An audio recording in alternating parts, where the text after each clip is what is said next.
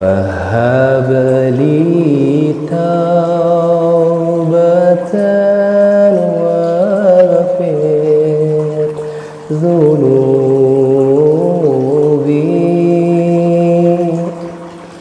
فإنك غافر ذنبي العظيم.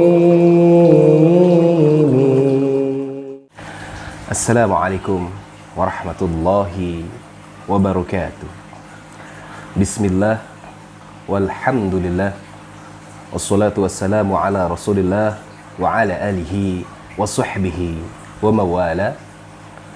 Ashhadu an la ilaha illallah wahdahu la syarikalah wa ashhadu anna muhammadan abduhu wa rasuluhu la nabiyya ba'dah.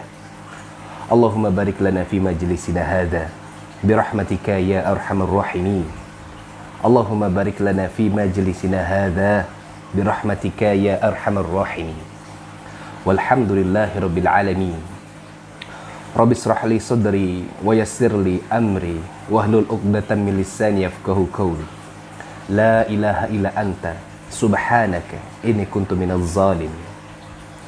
Alhamdulillah, teman-teman yang dirahmati Allah, semoga pada pertemuan kali ini Allah tetap memberikan kita kesehatan, kenikmatan iman wal Islam, dan senantiasa kita dijaga oleh Allah Subhanahu wa taala dari pandemi Covid-19 yang saat ini sedang mewabah ke seantero negeri.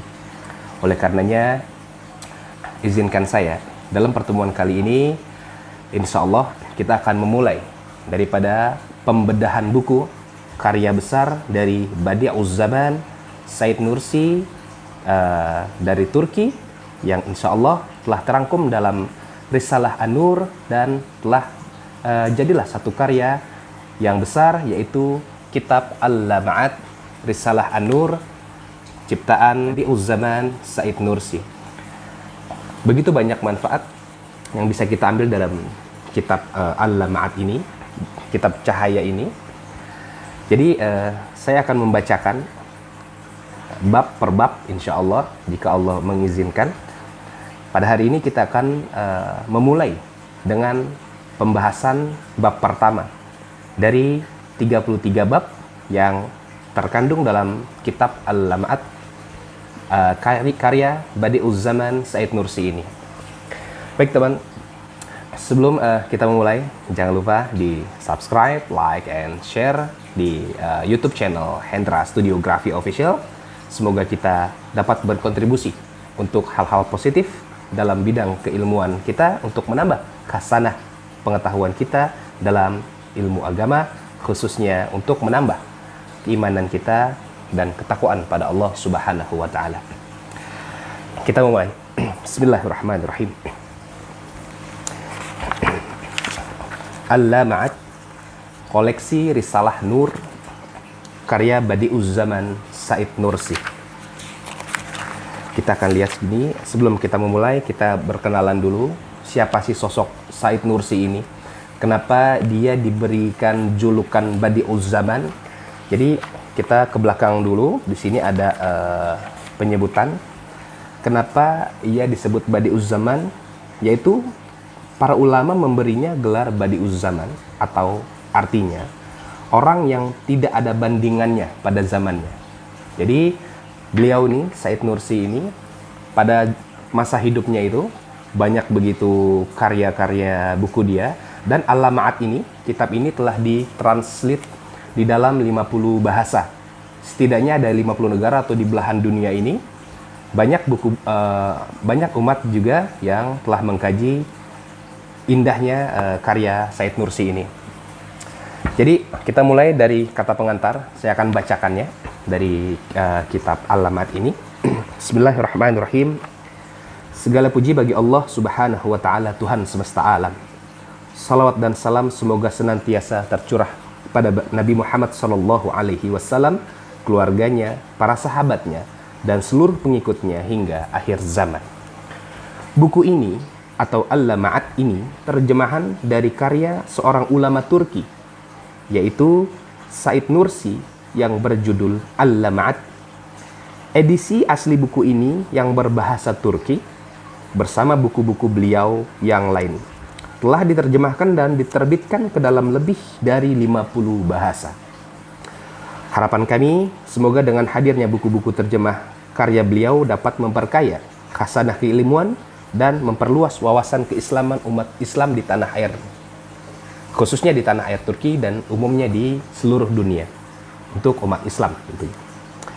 Said Nursi lahir pada tahun 1293 Hijriah atau 1877 Masehi di desa Nurs di daerah Bitlis, Anatolia Timur. Mula-mula ia berguru kepada kakak kandungnya, Abdullah. Kemudian ia berpindah-pindah dari satu kampung ke kampung yang lain, dari satu kota ke kota yang lain, menimba ilmu dari sejumlah guru madrasah dengan penuh ketekunan. Saya ringkas, tidak saya bacakan semuanya untuk pengantar ini. Pada tahun 1894 Masehi, ia pergi ke kota Van. Di sana ia sibuk menelaah buku-buku tentang matematika, falak, kimia, fisika, geologi, filsafat, dan sejarah. Ia benar-benar mendalami semua ilmu tersebut hingga bisa menulis tentang subjek-subjek tersebut. Karena itulah, ia kemudian dijuluki Badi'uz Zaman, atau orang yang tidak ada bandingan di zamannya.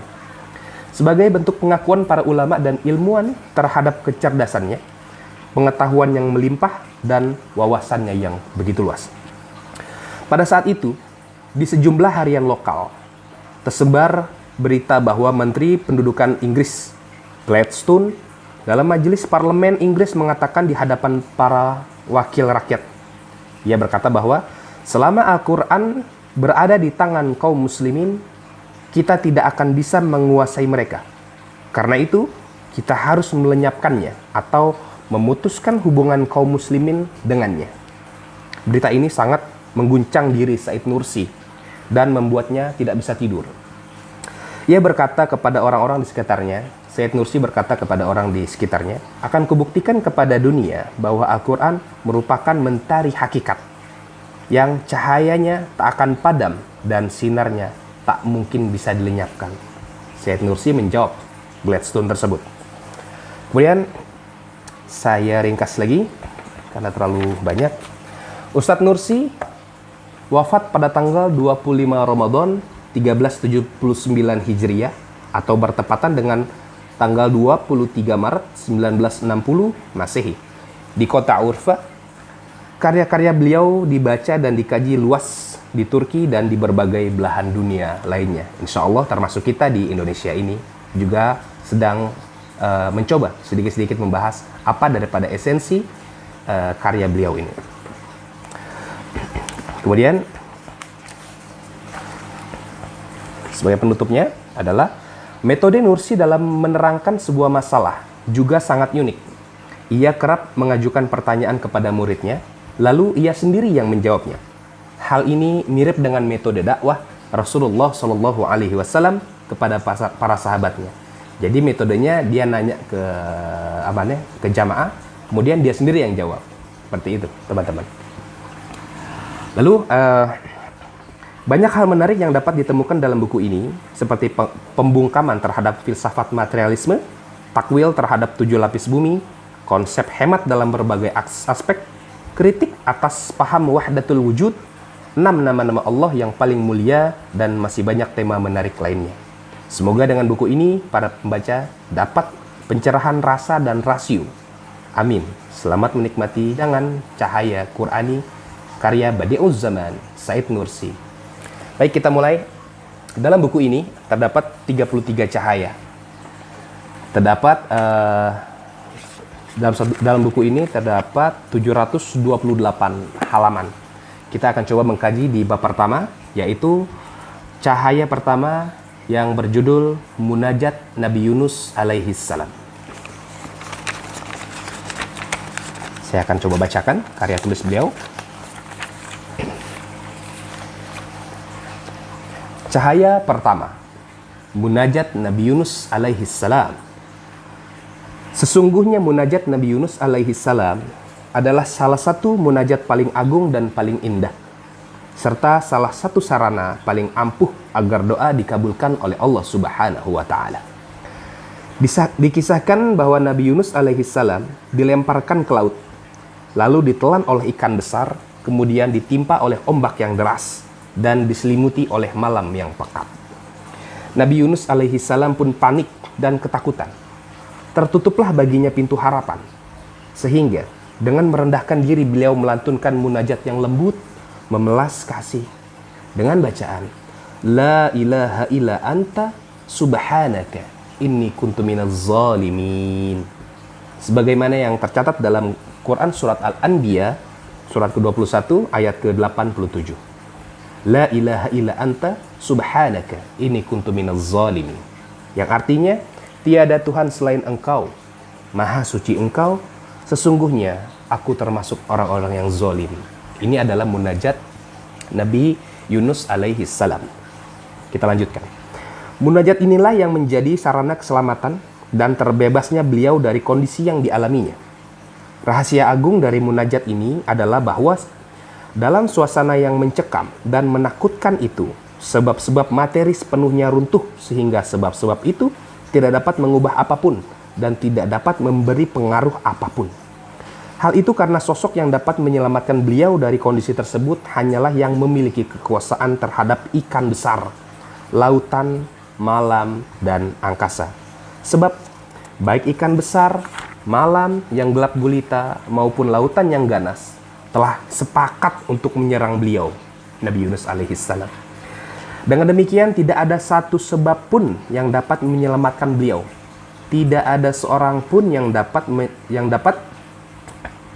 tidak ada satu sebab pun yang dapat menyelamatkan beliau, dan tak ada seorang pun yang dapat mengakhiri penderitaan beliau, dan tak ada satu pun yang dapat mengantarkannya menuju pantai keselamatan dengan aman, kecuali Zat yang memegang kendali malam dan ikan besar berikut lautannya, serta Zat yang mampu menundukkan segala sesuatu dengan perintahnya. Kalaupun dalam suasana yang mencekam dan menakutkan tersebut semua makhluk membantu Nabi Yunus dan siap mematuhi beliau, maka hal itu tidak akan memberi manfaat apapun baginya. Ya, sebab-sebab itu tak bisa memberi pengaruh apapun ketika dengan ainul yakin Nabi Yunus alaihissalam melihat bahwa tidak ada lagi tempat berlindung kecuali keharibaan Zat Pencipta. Sebab terbukalah rahasia keesaan Allah Subhanahu wa taala melalui cahaya tauhid yang terang. Hingga munajatnya yang tulus itu menundukkan malam, ikan, dan lautan secara bersamaan. Bukan hanya itu, bahkan dengan cahaya tauhid yang murni, perut ikan yang gelap berubah laksana perut kapal selam. Lautan yang ganas dan ombak yang siap menelan juga berubah bagaikan taman yang penuh keindahan. Awan gemawan pun berarakan di langit. Bulan menampakkan wajahnya yang bersinar bak pelita terang yang muncul di atas kepala beliau. Semuanya berkat munajat tersebut. Demikianlah makhluk-makhluk yang tadinya mengancam dan menakuti beliau sekarang berlalu dengan wajah bersahabat, lalu mendekati dengan kasih sayang, sehingga beliau keluar menuju pantai keselamatan dan menyaksikan kemurahan Allah yang maha penyayang di bawah pohon yaktin. Mari kita melihat diri kita lewat cahaya munajat itu. Mari kita lihat diri kita lewat cahaya munajat itu. Ternyata kita berada dalam satu kondisi yang jauh lebih menakutkan dan penuh ancaman daripada kondisi yang dialami oleh Nabi Yunus alaihissalam. Hal itu dikarenakan pertama, malam yang menaungi kita adalah malam masa depan dan masa depan kita. Dan jika melihatnya dengan pandangan kelalaian, ia tampak gelap dan menakutkan. Bahkan lebih gelap 100 kali lipat daripada malam yang dilalui oleh Nabi Yunus alaihissalam. Yang kedua, lautan kita adalah bumi yang setiap ombaknya membawa ribuan jenazah. Karena itu, ia adalah lautan yang 100 kali lipat lebih menakutkan daripada lautan tempat Nabi Yunus alaihissalam dilemparkan. Yang ketiga, ikan besar kita adalah nafsu amarah yang kita bawa. Ia adalah ikan yang ingin menelan dan memusnahkan kehidupan Nabi Yunus alaihissalam Karena ikan yang menelan Nabi Yunus mungkin dapat melenyapkannya, kehidupannya yang lamanya 100 tahun saja. Sementara nafsu amarah kita berupaya menghancurkan ratusan juta tahun kehidupan abadi yang menyenangkan dan penuh kebahagiaan. Selama hakikat kondisi kita seperti itu, maka tidak ada jalan lain kecuali kita mengikuti Nabi Yunus alaihi salam. Seraya berpaling dari semua sebab, lalu menghadap secara langsung kepada Allah Subhanahu wa Ta'ala yang merupakan pencipta segala sebab. Kita menghadap kepadanya dengan penuh jiwa dan raga, seraya mengharap pertolongannya dengan munajat La ilaha illa anta subhanaka inni kuntu minaz zalimin. Kita meyakini bahwa masa depan yang menanti kita, dunia yang menampung kita, dan nafsu amarah yang ada pada diri kita karena kelalaian dan kesesatan kita telah melakukan persengkongkolan terhadap kita. Kita pun yakin bahwa tidak ada yang dapat menghilangkan ancaman masa depan, menumpas teror dan bencana-bencana dunia, menjauhkan bahaya nafsu amarah, kecuali zat yang menguasai masa depan, mengatur dunia, dan mengatur jiwa kita. Siapakah selain pencipta langit dan bumi yang mengetahui gejolak jiwa kita? Siapa selainnya yang mengetahui rahasia hati kita? Dan siapa selainnya yang mampu menerangi masa depan dengan menciptakan akhirat bagi kita? Siapakah selainnya yang dapat menyelamatkan kita dari riak rombak, ombak dunia yang penuh dengan hamburan peristiwa? Tidak. Tidak ada yang mampu menjadi penyelamat kecuali Allah Subhanahu wa Ta'ala. Dialah yang jika bukan karena kehendaknya, tidak mungkin sesuatu dimanapun dan dalam keadaan bagaimanapun akan mendapat pertolongan. Selama hakikat kondisi kita seperti itu, maka tidak ada jalan lain bagi kita kecuali menengadahkan tangan untuk tunduk kepadanya, meminta uluran kasih sayangnya kepada kita, dan mengikuti rahasia munajat Nabi Yunus alaihi salam yang mampu mengendalikan ikan besar hingga tunduk kepada beliau. Sehingga ikan itu laksana kapal selam yang berlayar di bawah laut dan menjadikan lautan bagaikan taman yang indah, serta menyinari malam dengan cahaya rembulan yang terang. Maka hendaknya kita bermunajat, La ilaha illa anta subhanaka inni kuntu minaz zalimin. La ilaha illa anta, kita mohon uluran kasih ilahi untuk kehidupan dunia.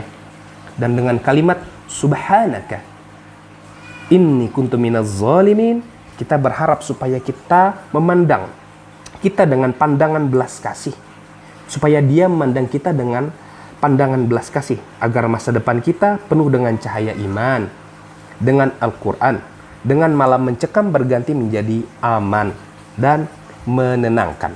Dan agar kita dapat mengakhiri misi serta tugas kehidupan kita dengan tiba di pantai keselamatan, masuk dalam pelukan kebenaran Islam. Dengan kebenaran yang merupakan bahtera yang telah disediakan oleh Al-Quran itu, kita berlayar mengarungi gelombang kehidupan di atas ombak masa dan abad yang membawa jenazah tak terhitung banyaknya, dan yang senantiasa melemparkan mereka ke dalam jurang ketiadaan lewat proses pergantian kematian dan kehidupan di dunia kita ini. Karena itu, mari kita melihat pemandangan yang menakutkan ini lewat cahaya Al-Quran. Ternyata ia adalah pemandangan yang terus berubah dan senantiasa diperbaharui. Pembaharuannya yang terus-menerus itu telah menghilangkan keterasingan dan yang menakutkan, yang muncul dari tiupan badai dan gempa di lautan untuk kemudian berganti menjadi pandangan yang penuh hikmah dan pelajaran, serta membangkitkan tafakkur dan perenungan tentang ciptaan Allah. Maka kehidupan kita diterangi dengan keindahan pembaruan tersebut. Pada saat itu nafsu amarah tidak dapat mengalahkan kita, tetapi kitalah yang menguasainya. Dengan rahasia yang diberikan oleh Allah Subhanahu wa Ta'ala dalam Al-Quran, bahkan dengan pelajaran Al-Qurani tersebut, kita mampu mengendalikan nafsu amarah sehingga menjadi tunduk pada kehendak kita, serta menjadi sarana yang baik dan bermanfaat untuk meraih kehidupan yang abadi. Dalam buku ini, Badi'uz Zaman Said Nursi juga menyimpulkan di bab pertama ini, di munajat Nabi Yunus alaihi salam, yaitu dengan kesimpulan sebagai berikut. Dengan substansi universal yang dimiliki, manusia menderita karena demam ringan, sebagaimana ia menderita karena gempa bumi dan gempa alam yang dahsyat saat kiamat tiba. Manusia takut pada bakteri kecil. Ini relevan. Ya, manusia takut pada bakteri kecil, termasuk virus dalamnya. Pada saat ini kita menghadapi musibah pandemi COVID-19. Di sini tulis, manusia takut pada bakteri kecil. Sebagaimana ia takut dengan meteor-meteor yang muncul dari angkasa. Manusia mencintai rumahnya dan rasa nyaman di dalamnya. Sebagaimana ia mencintai dunia yang besar ini, serta manusia suka akan tamannya yang kecil. Sebagaimana ia merindukan surga abadi dan berharap untuk menghuninya. Begitulah selalu kehidupan manusia. Karena itu, tidak ada sembahan pencipta, pengatur, penyelamat, dan pelindung selain zat yang di tangannya terdapat kunci pembendaharaan. Terdapat kunci pembendaharaan langit dan bumi yang memegang kendali atom hingga planet. Dan yang segala sesuatu tunduk pada aturannya.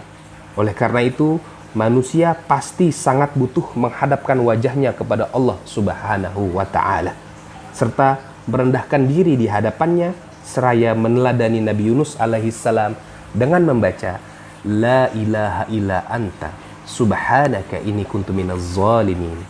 La ilaha illa anta subhanaka inni kuntu minaz zalimin. Di akhir penutup bab pertama, Said Nursi menuliskan bahwa munajat Nabi Yunus tadi, La ilaha illa anta subhanaka inni kuntu minaz zalimin, dan juga sebagai penutup di surat Al-Baqarah ayat ke-32.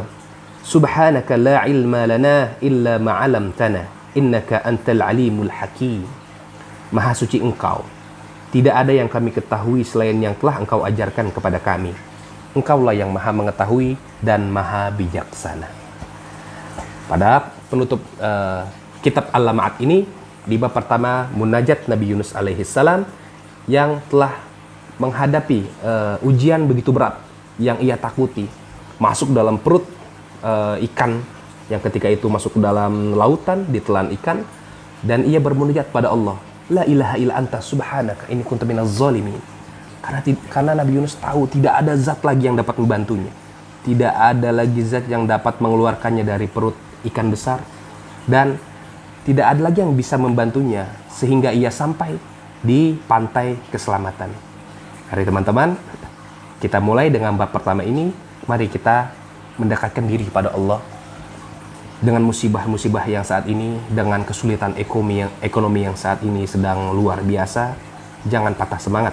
Mari dekat kepada Allah dengan mencontoh munajat Nabi Yunus alaihissalam, dengan seraya membacakan doa yang kita hafal tentunya. La ilaha illa anta subhanaka inni kuntu minaz zalimin. Tiada Tuhan selain Engkau ya Allah, maha suci Engkau ya Allah, sungguhnya kami adalah orang-orang yang zalim. Kita jujur pada Allah, kita ini zalim, banyak dosa, nggak mungkin kita bersih, saudara. Bahkan yang bicara di video ini juga nggak bersih, mungkin bisa jadi lebih banyak dosanya, saudara. Yuk sama-sama, rahmat Allah luas. Nabi Yunus dibantu oleh Allah dengan munajat ini. Bagaimana dengan kita? Yuk sama-sama kita benahi diri, dan insya Allah ke depan kita akan kaji lagi bab demi per babnya. Kita ambil apa yang menjadi intisari dalam karya besar seorang warga negara Turki, yaitu Badi'uz Zaman yang tidak ada bandingan di zamannya, yaitu adalah Said Nursi. Insya Allah kita lanjutkan dalam pembahasan berikutnya di episode berikutnya, dan tetap di Hendra Studiografi Official. Hadani Allah wa iyyakum ila siratihil mustaqim. Wassalamualaikum warahmatullahi wabarakatuh.